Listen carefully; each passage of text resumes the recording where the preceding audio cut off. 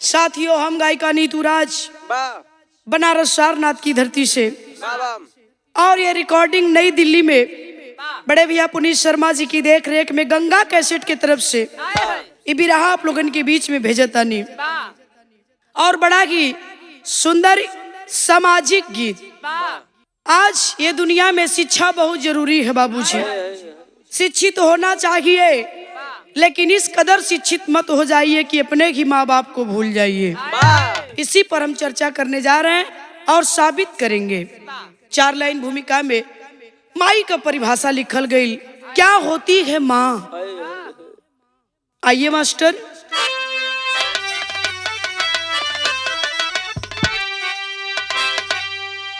तो जननी का आंचल है जन्नत से प्यारा, अरे जगत में निराला है रिश्ता ये पावनी। इस भी शीश को है झुकाते सदा, हर अदा पे बरसता है ममता का सावनी। सागर से गहरा है शबनम से शीतली, अमृत सा व्यवहार लगता सुहावनी। भूमि से भारी परम हितकारी, सिया राम दुनिया बसे माँ के दामन।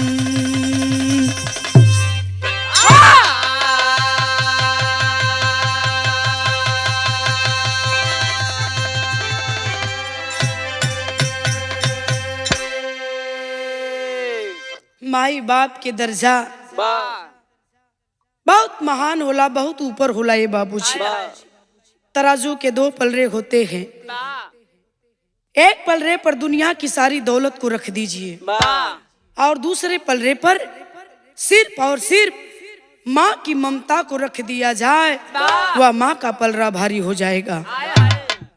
एक लाइन बड़ा सुंदर मास्टर गजल के अंदाज है। कौन गजल आवा?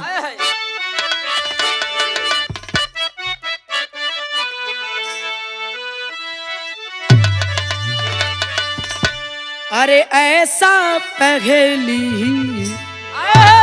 ए पवन भाई, ऐसा पहेली बार हुआ है, ऐसा पहेली बार हुआ है, ऐसा पहेली बार हुआ है, ऐसा पहेली बार हुआ है,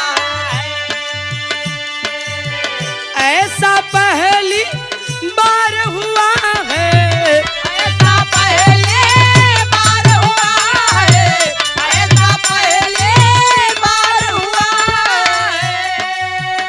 क्या हमको किसी से प्यार हुआ है, हमको किसी से प्यार हुआ है, हमको किसी से प्यार हुआ है, हमको किसी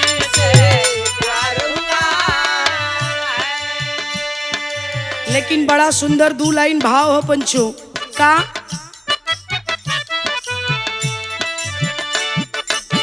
ना जाने कब, ना जाने कब पलटे किसी का, ना जाने कब पलटे किसी का, ना जाने कब पलटे किसी का, ना जाने कब पलटे किसी का, ना जाने कब पलटे किसी का, ना जाने कब पलटे किसी का। बहुत अच्छे। क्या नहरी नियत यो, नहरी नियत यो भाग पुरुषी का, नारी नियत यो भाग पुरुषी का, नारी नियत यो भाग पुरुषी का। क्या बात है, भाग पुरुषी का। ना जाने कब पलटे किसका, नारी नियत और भाग पुरुष का। अब यही से हमारे बिरहा का कहानी शुरू हो गई। नज़म के लाइन है मास्टर, एक एक लाइन। क्या होती है माँ, कहना है कवि जी हमारे लिखे, का लिखलन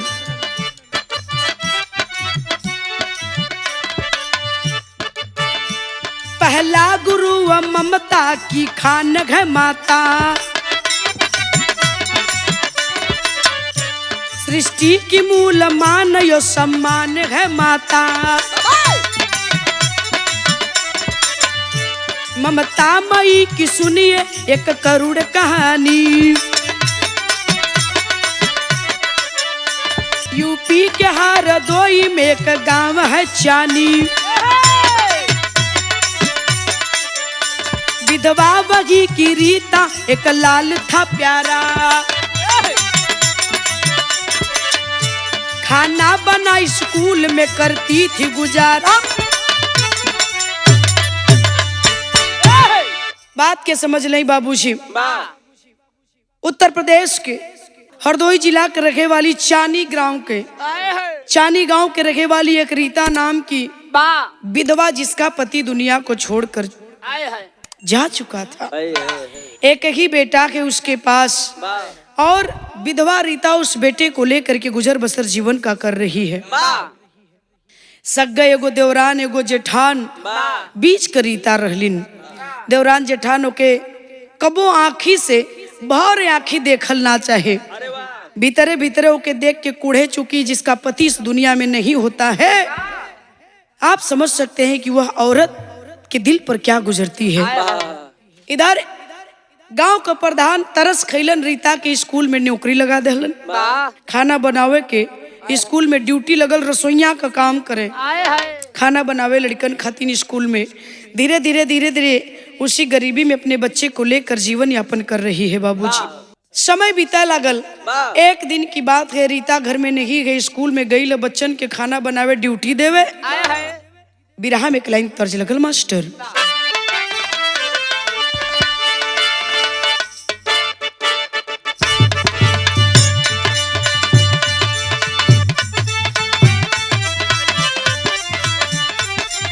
यह गीत बा।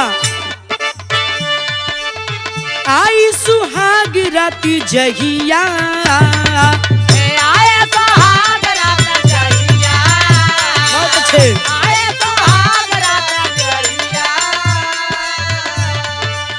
चारी चारी करी चारी पहिया, चल चल करे चल पहिया, चल चल करे चल पहिया, आई सुहाग राती जहिया, चारी चारी करी चारी पहिया, देव मुचिकाई करी ये बालम, देव मुचिकाई करी ये बालम। बोल दे कि राहे दे,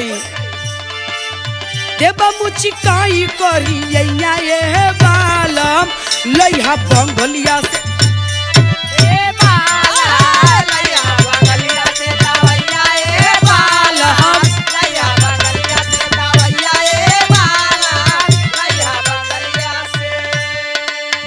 लेकिन बिरहा में भाव है बाबूजी, गौर करिहन का आवा। हर माँ सोचती है, एक दिन सोचत थी अपनी बेटवा के गोद में लेके, वो रीता विधवा का सोचत थी आवा।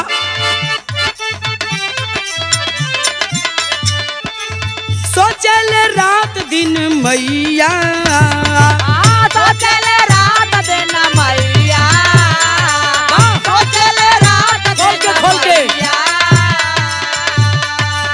बड़ा हो जाई लाल जहिया, बड़ा हो जाई लाल जहिया, बड़ा हो जाई लाल जहिया, लइहा कमाई के रुपैया ए बाबू, लइहा कमाई के रुपैया ए बाबू, कट जाई हमर बुढ़ैया ए बाबू। कट जाए हमारो बोढ़ैया ए बाबू, कट जाए हमारो बोढ़ैया ए बाबू, कट जाए हमारो। ए बाबू, सपना सजा रही हो रीता कि मैं अपने इस बच्चे को बहुत बड़ा अधिकारी बनाऊंगी। का ओकर कसूर है अगर अपनी बेटवा के लेके सपना सजावत बे, बहुत बड़ा अधिकारी बनाई अपनी बेटवा के। समय बीते लागल, गरीब होना कोई पाप नहीं है बाबूजी। लेकिन गरीबों का मजाक बना देना महापाप हुआ करता है। बाबा सोच रही है रीता, लड़का के बड़का अधिकारी बनाई, चांद जैसन मेहरारू अपनी बेटवा का खोजब, सुंदर सा पतो एक दिन उतारब। समय बीते लगल, एक दिन वही गरीबी में रीता के साथे भइल का विदेशिया से भाव हम मास्टर का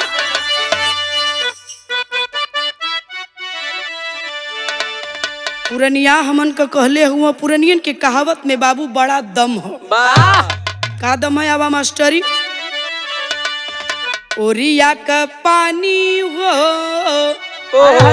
अरे बड़े रिया पे चढ़ी जाला,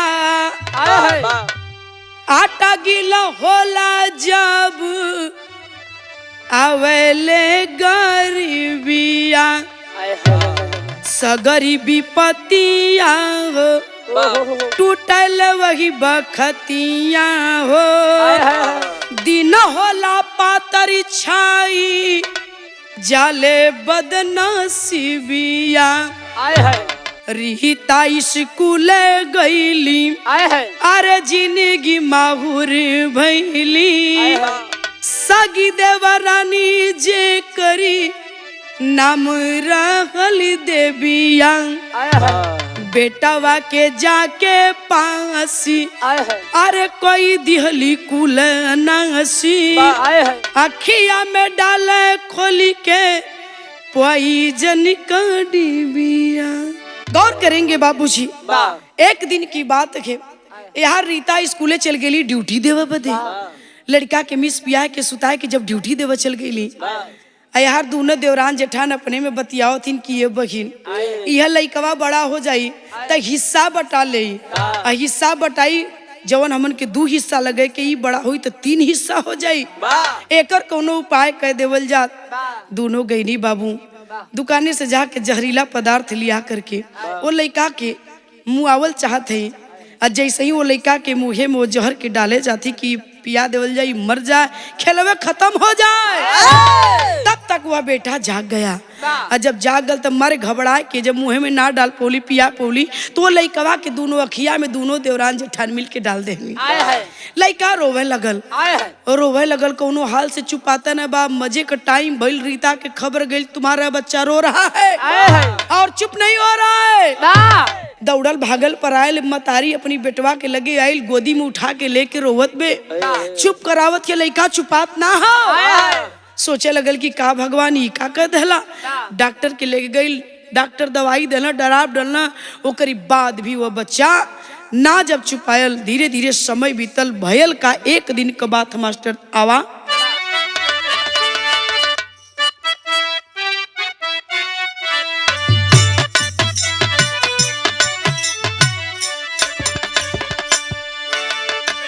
धीरे धीरे अंधा होई गईला लाला नावा हो, धीरे धीरे अंधा होई गईला लाला नावा हो, माई के लागल बाया घात हो।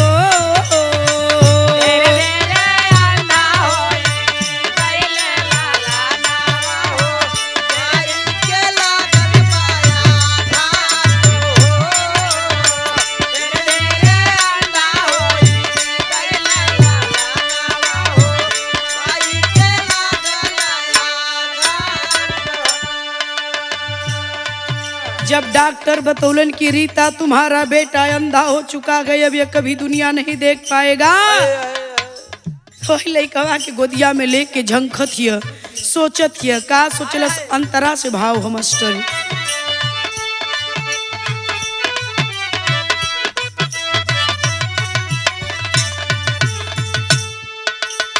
मरी गईला स्वामी हमारी लाली के जनामा हो,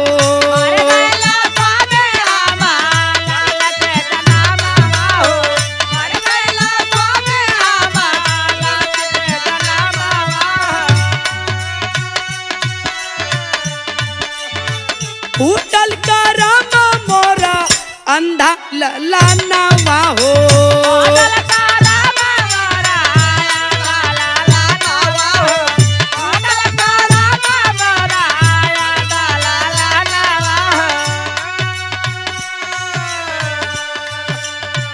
के करे पाजरवा जाई कैसे भी पतिया गाई के करे पाजरवा जाई कैसे भी पतिया गाई रोवे बेचारी दिन रात हो करे पादरवा जाए कैसे भी पतिया गाए करे पादरवा जाए करे पादरवा जाए कैसे भी पतिया गाए रोवे बेचारे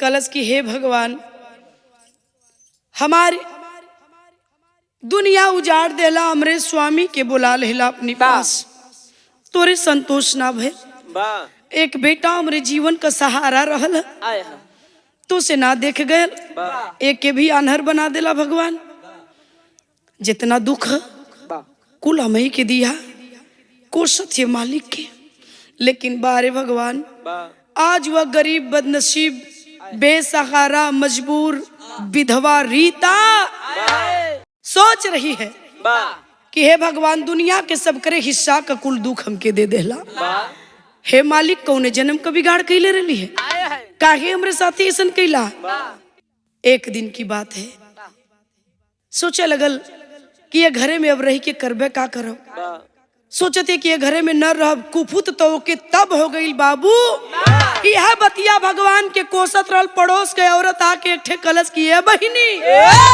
ओ ना का कोसत हुआ ने कर दोष ना ये दुख भगवान का दिहल ना ये दुख तोरे पटीदार का दिहल तुआर सग्गा देवरान जेठान अगर बात न खोला तो हम बताई कलश की मतलब कलश की स्कूले गल रहलू है ड्यूटी देवे तुआर सग्गा देवरान जेठान तोरी बेटवा के साथे खेल खेल गई समझ गई कि ओ हो एकर मतलब ही पटीदार का दिहल दुख हमरे देवरानी जेठानी का दिहल हा अगर ये लोगन से हम जाय के पूछत तो बात आगे बढ़ जाई हमार पलरा हल्लुक है वह औरत विधवा रीता करती क्या है मास्टर आवा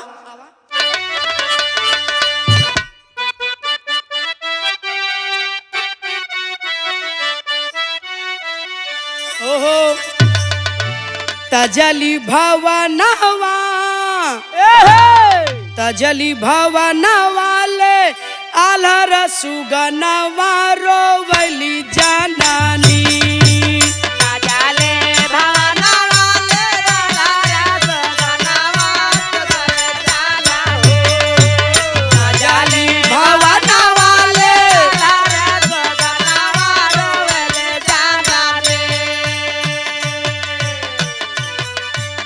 तजली भवन वाले अलर सुगनवा रोवली जाननी भीख मांगी के नेवरिया खेवली जाननी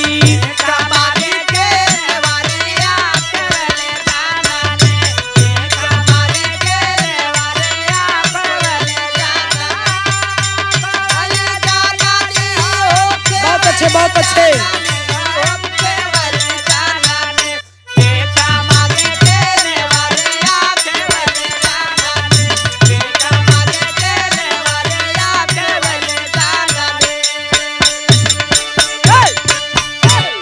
कोई ना सहारा हारी विपता कमारी कोई ना सहारा हारे बेपता के मारे कोई ना सहारा हारे बेपता के मारे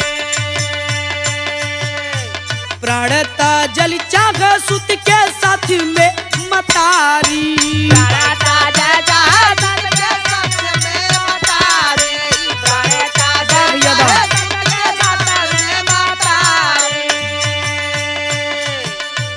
व्याकुला बा मनवा बनवली योजनवा रोवली जननी कटबै ट्रेनी के समहनवा रोवली जननी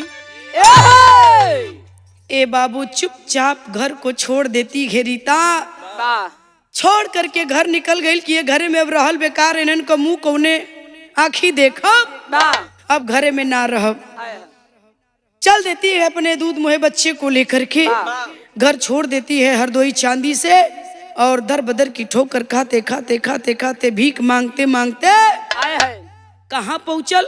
मथुरा हरदोई से। वाह हरदोई से मथुरा पहुंच जाती है रीता अपने बच्चे को लेकर के। वाह और 20 दिन का दिन बीता है। वाह 20 दिन का जब दिन बीतल, जिंदगी की जंग आए है यहाँ भटकते भटकते आखिरकार उदास हो जाती है। वाह जिंदगी से तंग हो गई। एक दिन जा करके ट्रेन के पटरी पर बैठ गई। आए है मथुरा में और रेलगाड़ी आने वाली है, फटका बंद है। आए है और रेलगाड़ी जाने का कोई इंतजार कर रहा है। 4 व्हीलर गाड़ी में बैठा है कि जैसे ये फटका खुले हम आगे जाएं। वह कौन था? मनोज यादव, डॉक्टर मथुरा के, वाह जिनकी पत्नी बबीता 4 व्हीलर गाड़ी में दोनों पति पत्नी बैठे हैं। वाह फटका बंद बा। डॉक्टर मनोज का पत्नी कली की जब तक गाड़ी ना आवत बा थोड़ा लघु शंका करके आवत है। वाह गाड़ी का गेट खोलती है और निकल करके जाती है रेलवे लाइन के किनारे किनारे लघु शंका करने के लिए। वाह तो देखती है कि पटरी पर कोई औरत बैठी है बच्चे को लेकर के, और ट्रेन बड़ी तेजी से सामने से आ रही है। वाह दौड़ करके आती है, अपने पति को आवाज लगाती है, डॉक्टर साहब जल्दी चलिए। कहा क्या हुआ? वाह कले की कोई औरत बैठी है, जल्दी चलिए नहीं तो बात बिगड़ जाएगी। वाह गैलन दौड़ के जहाँ देखें रीता बैठल बे, तुरंत पकड़ करके कलाई खींच लेते हैं बाहर। बच्चे समझ बाहर जब आती है, सन्न दे गाड़ी निकल के गई। बाबू क्यों मरना चाहती हो? तुम्हें पता है अभी ट्रेन आएगी और तुम्हारे बच्चे को तुम्हें काट कर चली जाएगी। वो ट्रेन ये नहीं सोचेगी कि तुम बैठी हो तो रुक जाए, नहीं। क्यों आत्महत्या करना चाहती हो? आखिर बात क्या है बहन? आय हो माई, जैसे ही बहिन कहला पकड़ के झूल गेली हो बा। कल इनकी भैया बहिन का तू आम के ये बहिन का दर्द जानत हुआ कि ये बहिन के दर्द कितना सीना में हो। बहुत तकलीफ में भैया, क्यों बचा लिया मुझे तुमने? मर जाने दिया होता, नहीं जीना चाहती हूँ। क्यों मरना चाहती है बताएगी? अगर भैया कहा है तुमने, मैंने तुझे बहन कहा है, तो एक भाई होने का तो फर्ज अदा करूंगा। कलश की भैया सैया हमारे दुनिया में छोड़ के अकेले चल गईलन।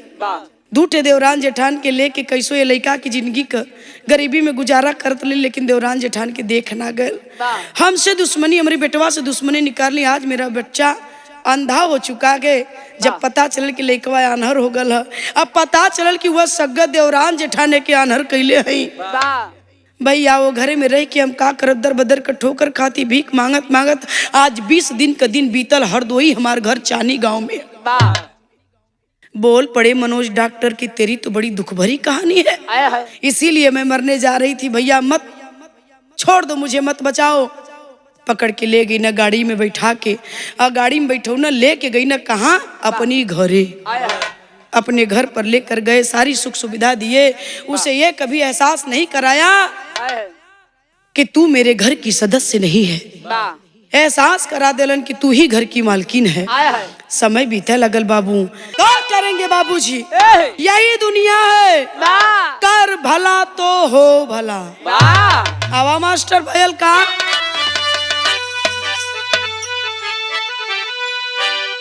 अरे रीता क्या लिवा क्या आइले, अरे मनोज भवनवा रे मितावा, तब भइल सपनावा सकार, त दिल भयल गाजर रे मितावा।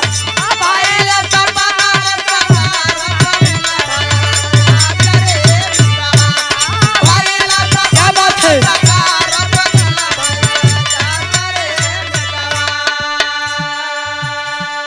जौने डॉक्टर साहब का बियाह भइले लगल है महाराज, जौने डॉक्टर साहब का शादी भइले 14 बरस का दिन बीत गया। मनोज डॉक्टर का एक संतान नहीं हुई, उस बबीता की गोद सुनी है, लेकिन अइले भयल का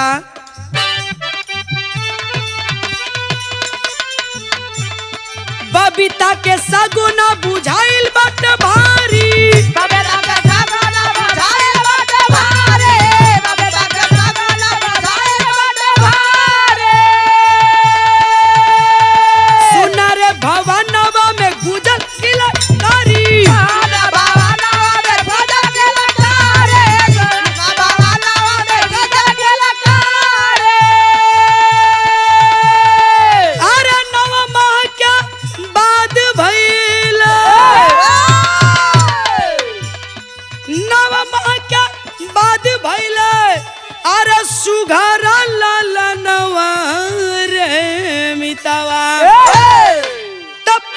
आढ़ में आईली बगारत दिल भयल गाजरे में पाता जाना भयल बहार दिल भयल गाजरे बेटा पाता जाना भयल बहार गाजरे बेटा।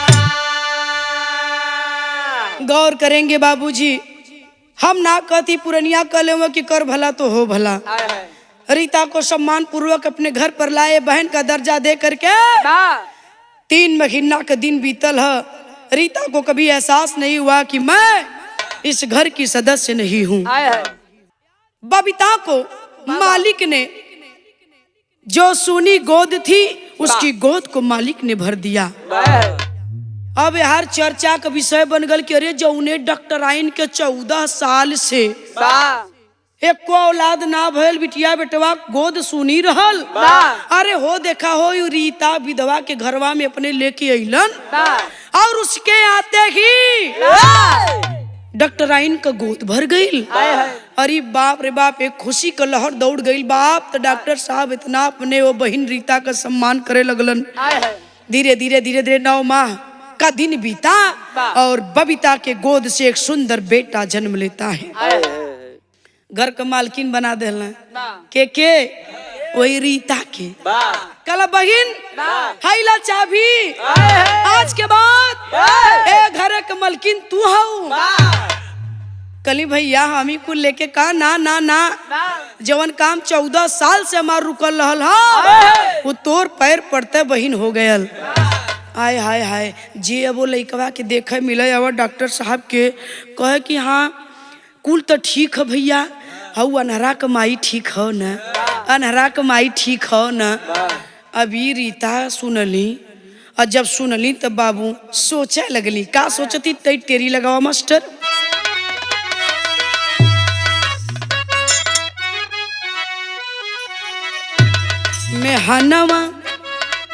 मेहनवा जीव के काल बन गईल। कब तक ताना सुनिया अंधा मरला लाना। मेहनवा जीव का काल बन गईल। कब तक ताना सुनिया अंधा मोर ललनवा हो, मेहनवा जीव का काल बन गई। तकलीफ बहुत भइल रीता के जब केहू उनके बेटवा के अनहरा कहे। पकड़ लेलिन एक दिन डॉक्टर साहब के, कलिन की भैया का बहिन का भयल, रोवे लगलिन। कल खाए रोवत हो, का बात है बतावा, कोई कुछ कहले सब, कोई दिक्कत तकलीफ परेशानी तबीयत ठीक ठाक हो न। कली भैया कुल ठीक है, एक तकलीफ। कौन तकलीफ है बहिन? कलश की भैया तू बहुत बड़ा डॉक्टर हुआ, हमार लइकवा आनहर है, कौनो उपाय ना है कि जौने से हमार लइकवा दुनिया देखे लगा। कलन पागल हो गलो। कल कि भैया हम पागल हो गए लीला, हमरे लइकवा के सब अनरा अनरा कहत तई हमसे सुन ना जात हो। कलन की तू का चाहत हो? कलन यह चाहती भैया कौनो उपाय लगा देता कि हमार लइकवा दुनिया देखे लगत, कोई हमरे लइका के अनहरा न कहत। भैया हम ना सुनल चाहत इला भैया। बड़े बड़े डॉक्टर से तोहार परिचय हुई न भैया, एक काम करा जाए के पता कह कि अब कौनो उपाय तो होई कि हमार लइकवा दुनिया देखे लगत। कल अच्छा चिंता मत करा, खाना ना खा आराम करा, जाती साझी का आई तो तोके बताई। चल गिला डॉक्टर साहब मनोज यादव। अब यहाँ न खाना न पानी न कुछ खाली अपने भैया के इंतजार करत ही। भैया हमार कह भैया जा जा दौड़ दौड़ भैया का राह ताकत ही डॉक्टर मनोज का। शाम हो गई, आइलन मनोज दौड़ के गईलिन, छेक लेनी कनी भैया जल्दी बतावा भैया कौन उपाय है, कैसे मार लइका दुनिया देखी। कल बहन एक उपाय है। कलिन की एक उपाय है, कौन उपाय है? कलन एक आंख अगर एके लग जाई तो ये दुनिया देखे लगी। एक आंख अपन अपने लइका के दे दा, वो दुनिया देखी तो हूँ देखबू। बारे मतारी कलन की भैया एक आंख लइका के दे दे। कलन की हाँ। बारे माई का करेजा सोचे लगल, हमरे लइका की दुनिया अनहरा कहत भैया कतुन एक ठे अखिया दे दा, एक अखिया दे दे तई दुनिया हमरे लइका के का छोड़ दे। बाहरे माई का करेजा माई कैलिन का आवा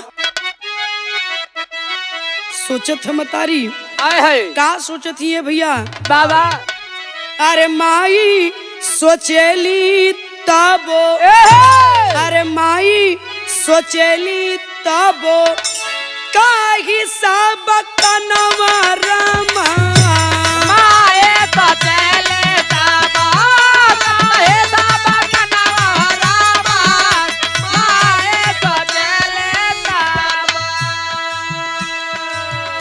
कही डॉक्टर साहब लेला दोनों मत नयनवा रमा काहे डॉक्टर साहब लेला दाना बड़ा नयना रामा काहे डॉक्टर साहब लेला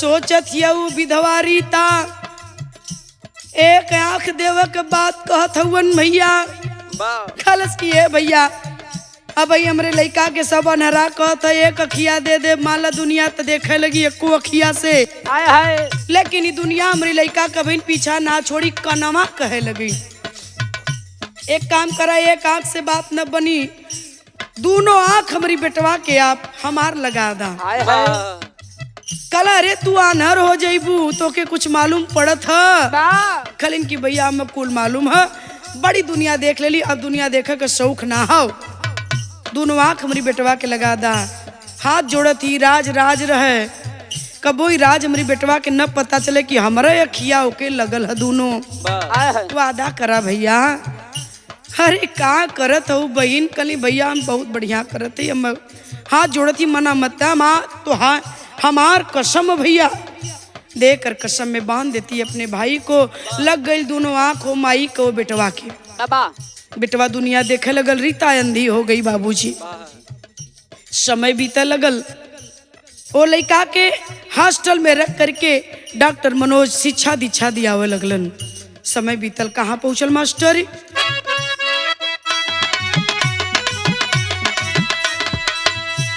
आंख दे के बेटा के पढ़ावेली मतारी आंख देख बेटा के पढ़ावे महतारी आंख देख बेटा क्या बात है के पढ़ावे महतारी 20 साल बाद लालो भैला अधिकारी हो भैला अधिकारी बेटा साल बाद बेटा भइले अधिकारी बहुत अच्छे। भइले अधिकारी बन के तहसीलदार आइला एक दमिया नमा रामा माई सोचेली तबो काहि सब कना रे माई तो चले बाबा काहे बाबा रामा माई कहले बाबा गौर करेंगे बाबूजी बा डॉक्टर मनोज यादव आए। हॉस्टल में रख करके उस बच्चे की शिक्षा दीक्षा पूरी करवा रहे हैं हर वर्ष हर क्लास में ओहो वह बेटा वाह। रीता का फर्स्ट आया करता था वाह। बहुत पढ़े में तेज रल बहुत सुंदर रहे बा धीरे धीरे धीरे धीरे 20 बरस का समय बीता और 20 बरस का समय बीतते बीतते वह अंधी रीता का बेटा तहसीलदार बना आए और जब तहसीलदार बना तो उसकी पहली पोस्टिंग कहाँ होती है यही यूपी के एटा में बा एटा में उसकी पहली पोस्टिंग हुई तहसीलदार के पद पर और जब तहसीलदार बन गया 4-6 दिन की छुट्टी मिली है आए। घर आया है माई का मम्मा का मामी का सबकर गोड़ धरत हुए आशीर्वाद लेते हुए बड़ी खुशी का माहौल बा 3-4 दिन का दिन परिवार के साथे बितौलन हो बाबू अब जाए लगलन जब ड्यूटी पर एटा में तहसीलदार साहब तो माई का गोड़ धरत हुवन मम्मा का गोड़ धरत हुवन विदाई लेत हुवन कि अब जात हिला ड्यूटी पर छुट्टी खत्म हो गई एक बात कहलन का कहलन मास्टर आवा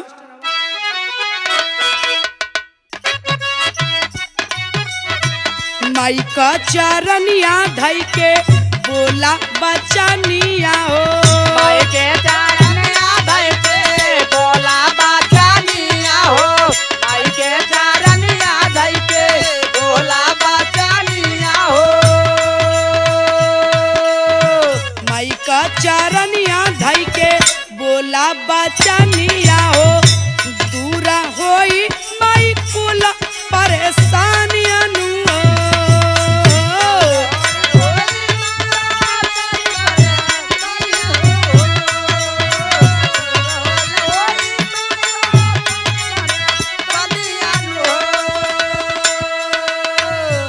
माई तन को चिंता मत करा, तनी सभी रत्ती भर तू चिंता मत करा।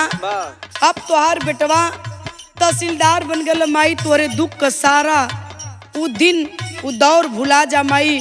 अब तोहार अच्छे दिन का शुरुआत होने वाली है। बहुत परिश्रम कैलू माई, अब तनिको चिंता मत करा। सुना एक ठे बात कहत हुन तहसीलदार साहब, का कलन अंतराला।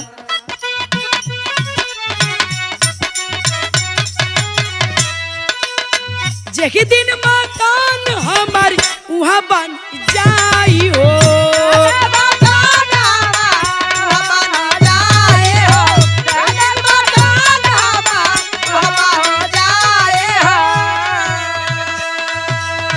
वही दिन आया के तोहके साथे ले जाई हो।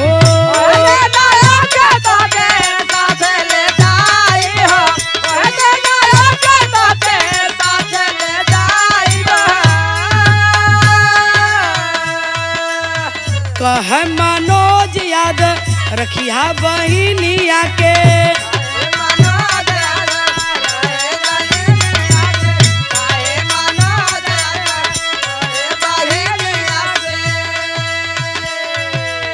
कह मनोज याद रखिया बहिनिया के, त तोहरे साथी साला काफी परेशानियां नु हो।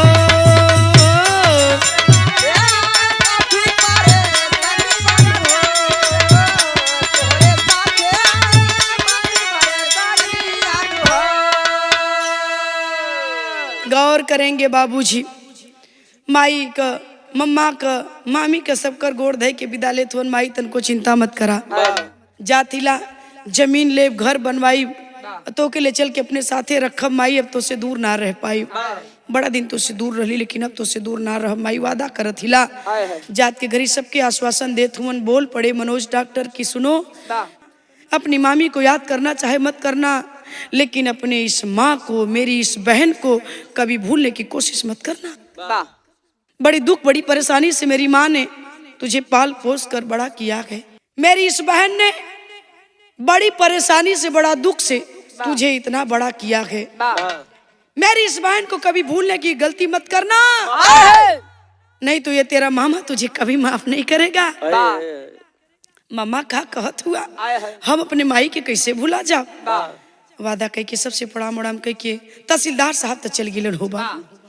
इधर गैलन तो माई का हाल चाल करें, फोन फान ले, पैसा कौड़ी दे, माई खैलू कि ना खैलू, माई नहलू कि ना, सारा हाल चाल करें।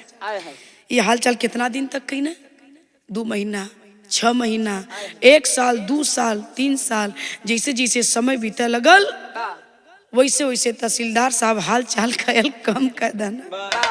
5 साल का दिन बीतत बीतत भूल गया वह बेटा अपनी माँ को कि मेरी कोई माँ भी है। आखिरकार भैल का मास्टर पापट से भाव है। आवा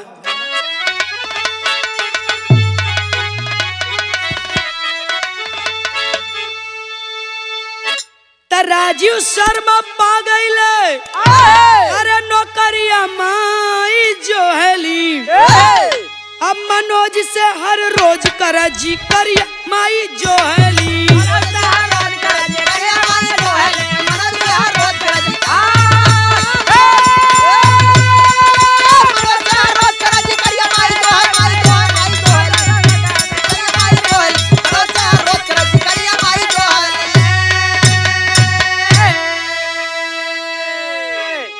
पता चलल साहब का सुंदरी घर बन गई हर हो, शादी करके मौज उड़ावे साथ में लेके में हर हो। वहवर बूढ़ा रोज करे, अरे फिकारिया माई जोहली, मिले खातिर तब कह दिली तैयारिया माई जोहली।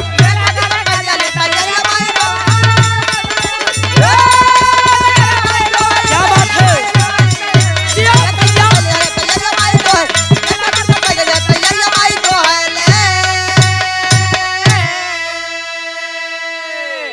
करेंगे बाबूजी। 5 साल जाते जाते वह नालायक बेटा तहसीलदार राजीव शर्मा बोल गया अपनी ही माँ को, जिस माँ ने अथक परिश्रम से, कष्ट से, दुख से उस बेटे को बड़ा किया था। शादी कर लेना, प्लाट लेना, घर बनवना, एक लड़की सुंदर देखला, उसे बियाह भी उनकर हो गल, सारा सिस्टम उनकर वहां बैठ गल। बस गया तहसीलदार साहब का घर वही एटा में। भुला गई ना घरे का रास्ता कि जवन माई हमके इतना कष्ट से बड़ा कैले है। एक बार तो माई का खोज खबर ले ली, बोला ली, वो माई से हालचाल तक कर ली, कम से कम माई की अपने एक खुशी में एक बार शामिल तक कर ली, नहीं किया। आखिरकार एक दिन बैठ के रीता कल इनकी भैया हो पहलवा तो हाल चाल लेत रहल, ए समय एकदम हाल चाल ना लेते हुआ, कोई खोज खबर ना लेता। हमार बेटुआ का बात है, ओकर तबीयत तबीयत ठीक ठाक है ना, एक कोदात माई का ख्याल करता, लगा था ढेर बिजी हुआ, टाइम ना मिलत हुई, यही से हमार खोज खबर ना लेते हुआ। भैया हमारी बेटवा से हमार कैसो भेंट करा देता, भेंट करा दा, बड़ा जीव घबरा था। माई न रहीला, बेटवा हमार बिजी है, व्यस्त है, तो कम से कम माई तो जाए के मिल सकेले ना। कलन की का घबरात हो, का घबरात हो, अबे करी चिट्ठी हाल पत्रिका लेबे करी, उ तो समझता रहलन कि नए आधुनिक जमाने का लड़का है, पैसा रुपया कमाए लगल, अपन वरे लगत है कि कुछ घर द्वार नाना बसा ले लेस। यार मनोज डॉक्टर तो बात के समझत हुआ, लेकिन माई ना समझत है। एक दिन हद पार कैले गईली, कलिन की भैया जब ले हमारी बेटवा से मार भेंट मुलाकात ना करीबा, तब तक हम न खाब न पियब न नहाब, कुछ ना कर, हमसे कुछ ना हो पाई जब तक हमारी बेटवा से मार भेंट ना हुई। आय हाय हाय हाय, हद कर दिलिन। कलन की ठीक है, अच्छा घबरा मत, सोमवार के दिने हम तो के लेके चलो, भेंटो करा दे, हमार कुछ काम है, चल के वो कमो कर ले, तो आर तोरे बेटवा से भेंटो हो जाए। आ गया वह दिन सोमवार का, लेकर चलल हुन, जब लेके चलन वो बुढ़िया अनहरी के ओकरे बेटवा से भेंट कराओ बदे। कवि जी आल्हा से भाव लिखत हो मास्टर,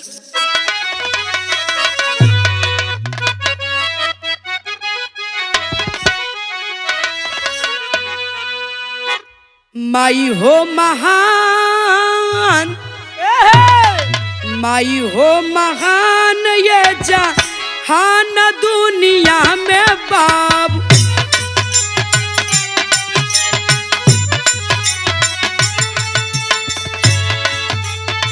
माई से न बड़ी के बा कोई का यह सान,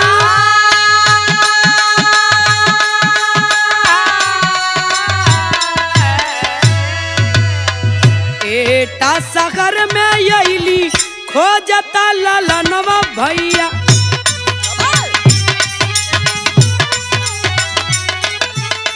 लोगवा बतावलन उह साहब के मकान,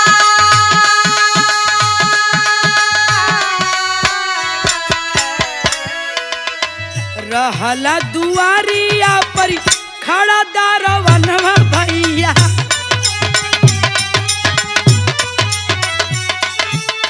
खुश हो के अपन वो बतावली पहचान।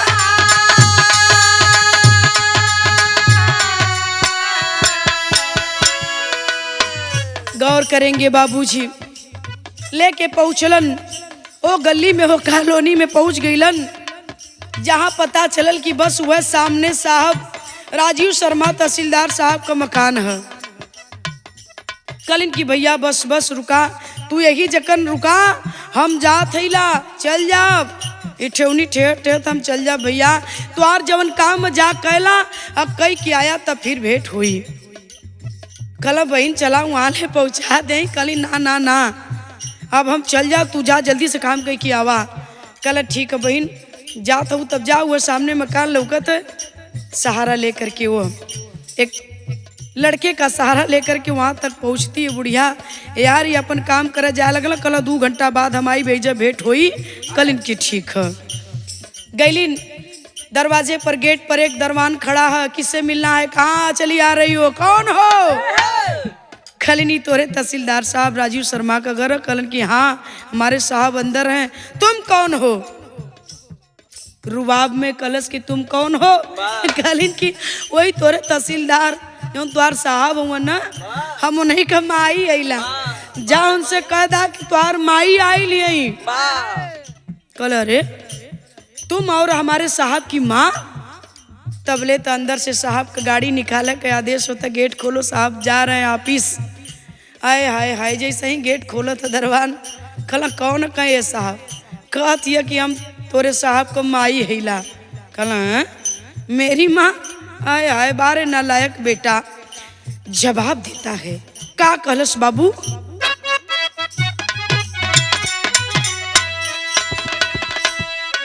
पड़ली नजरिया देखा नीचऊ कमीनवा बाबू, कहे अंधी भीख मंगी बाटया न जा।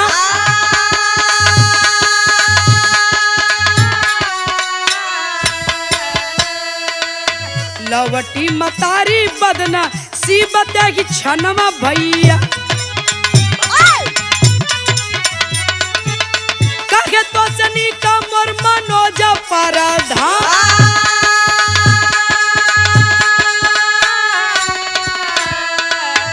वह नालायक बेटा माँ को देखते ही इनकार कर गया कि तुम मेरी माँ नहीं हो सकती, ये कोई अंधी है, अपनी बेटे के वियोग में इधर उधर दर बदर की ठोकर खा रही है, और आ गई जब मेरे गेट के सामने तो मुझे ही अपना बेटा बना डाली। ये अंधी मेरी माँ नहीं हो सकती है, 2-4 रुपए दे दो, 10 रुपए दे दो, इसे दे करके विदा कर दो और गेट खोलो, मुझे जाना है, लेट हो रहा है। एक माँ के लिए इससे बड़ा बुरा दिन और क्या हो सकता है बाबूजी। माई का करेजा फाट के हाथे में आ गल हो पंचो। जब इतनी बात सुन ले हमार बेटवा जेकरे खातिर इतना दुख उठौली, कहा था कि मैं इसका बेटा नहीं हूं, ये मेरी माँ नहीं है। तो जब मेरे बेटे ने ही मुझे पहचानने से इनकार कर दिया, ऐसे नहीं तमार मनोज भैया हुवन कलन की मत जा, लेकिन हम ना मनली। कल 2 घंटा बाद आई, चलत वही जगहिया चल के अपने भैया का इंतजार करब।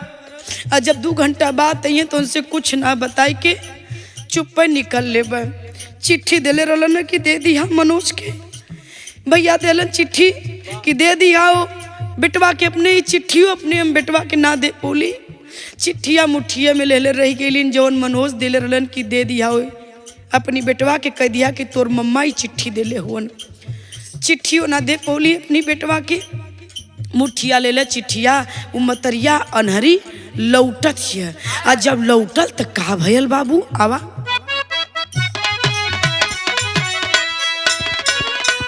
रहिया में अंधी साथे घाटली घाटनवा भैया, भैला एक्सीडेंट ताजी दिहाली रे पारा।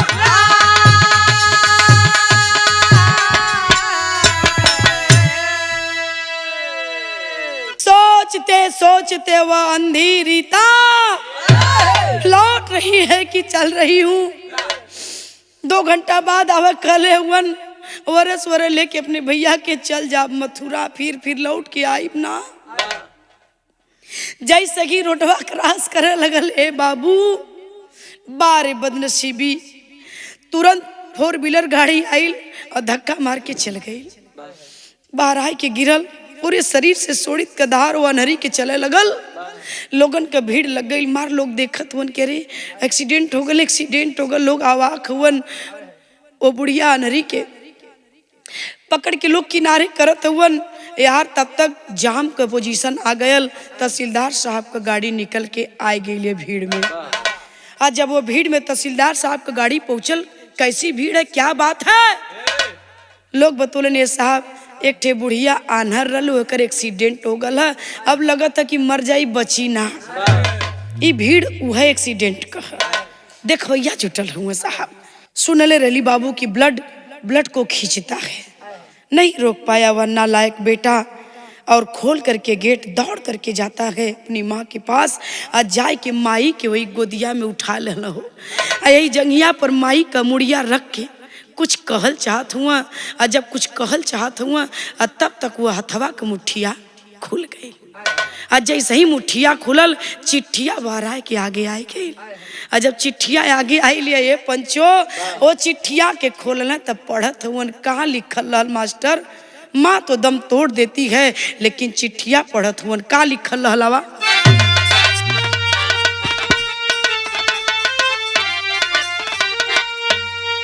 दुई ठे बात हमसे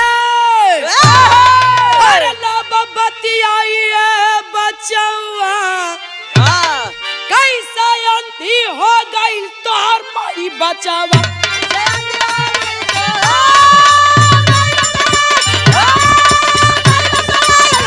क्या बात है।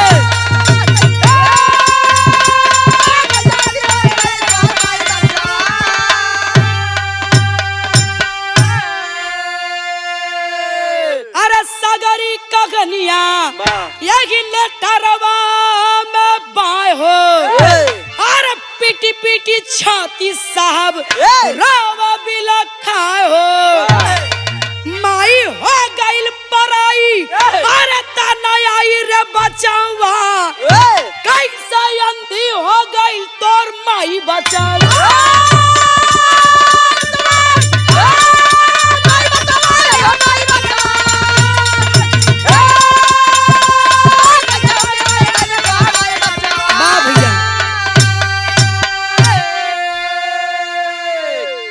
चिट्ठिया खोलना पढ़े लगना है पंचो।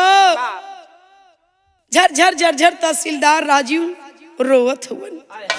तहसीलदार साहब के रोले बन का पतई झरे लगल। माई हमारे खातिर आनहर हो गई। आनहर हमार माई ना रहल आनहर तो हम रहली। अंधा तो मैं था लेकिन मेरी माँ ने अपनी दोनों आंखें मुझे दान कर दिया।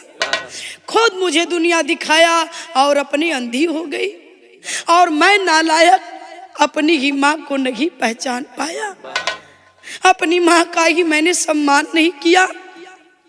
रोले बन का पतई झरत बा जमीन तले पैर तले से जमीन खसक गई। तहसीलदार साहब के पत्नी बगल में सब सुन रही है। लाश पोस्टमार्टम के गई। पोस्टमार्टम से आई यार मनोज डॉक्टर भी आए लोगन। बहन का पता लगाओ जब दरवाजे पर पहुंचत हुवन बाबू देखत हुवन लाश का अंतिम यात्रा का तैयारी होत बा। पता चलल कि है डॉक्टर साहब के जब बात पता चल कि है तहसीलदार साहब। जब बुढ़िया गई दुआरे पे कलश की बचवा मोई तोरे साहब का माई है। यह तहसीलदार साहब माई के पहचाने से इनकार कर दिला और लौट करके जा रही थी। एक्सीडेंट हुआ उसी की लाश दरवाजे पर आई। या जब बतिया पता चलल मनोज डॉक्टर के दौड़ करके जाते गए और अपनी बहन रीता की लाश को अपने कब्जे में ले लेते हैं। खबरदार हाथ मत लगाना मेरी बहन की लाश को। हाथ मत लगाना। तुमने वह हक खो दिया। वह तेरा अधिकार नहीं है कि तू मेरी बहन की लाश को हाथ लगा सके। कदापि नहीं। बगल में उनकी पत्नी खड़ी है तहसीलदार साहब का। खालिन की है नालायक जो अपनी माँ का नहीं हुआ।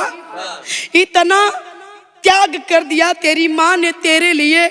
खुद तुझे अपनी आंखें देकर अंधी हो गई। अरे जो बेटा अपनी माँ का नहीं हुआ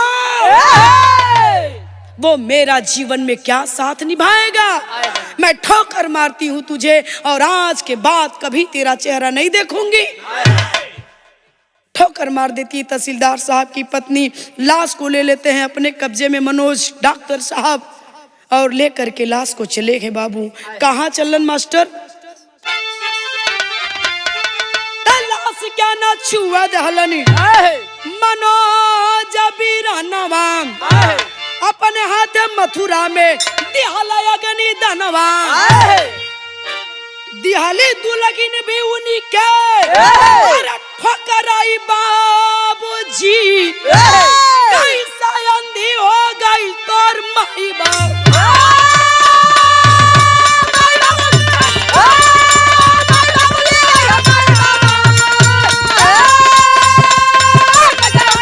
बहुत अच्छे।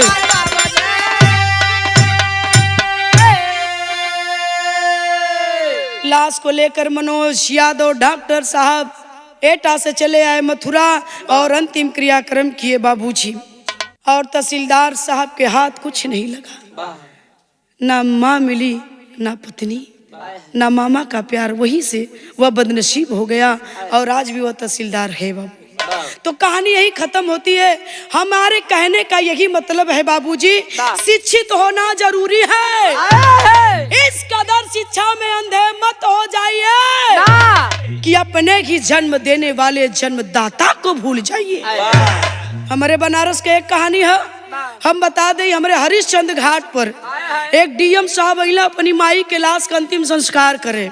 देखा पढ़ाई का असर, चिता में आग लग गई तो डोमवा से पूछत हुवन डीएम साहब कि बताओ अभी कितना टाइम लगेगा लाश को जलने में। तो डोमवा कहता कि ये साहब माई का बॉडी आपके हैवी है, कम से कम 2.5 घंटा लगेगा, इससे कम नहीं ज्यादा हो जाए। कहना कि ये भाई 2.5 घंटा लगेगा। डोमवा कलश की हाँ सरकार, कम से कम 2.5 घंटा 3 घंटा लग जाये। कल एक काम करा है 20,000 रुपया हमसे औरी ले ला और लसिया जरा लिया, हम जाती घरे, हमरे पास टाइम ना है लाश के लगे जरावे का खड़ा हुए का। यही शिक्षा है। जिस बेटे को अपने माँ बाप के अंतिम क्रियाक्रम करने तक का टाइम नहीं है, उस बेटे से साहब हम और आप क्या उम्मीद कर सकते हैं। तो कहले कमरे गीत गौले कि यह मतलब रहला, ए लिए विराह का शीर्षक है नालायक बेटा। कहानी खत्म, खानदान का परिचय। गुरु बिहारी गुरु रमन ऐसे थे इसी वतन में, अरे श्यामा सीताराम भरत जी विश्वनाथ के मनी में मेहनवा जीव का काल बन गई। नीतू सिया राम रखी हम माई का ख्याल, मेहनवा जीव का काल बन गई।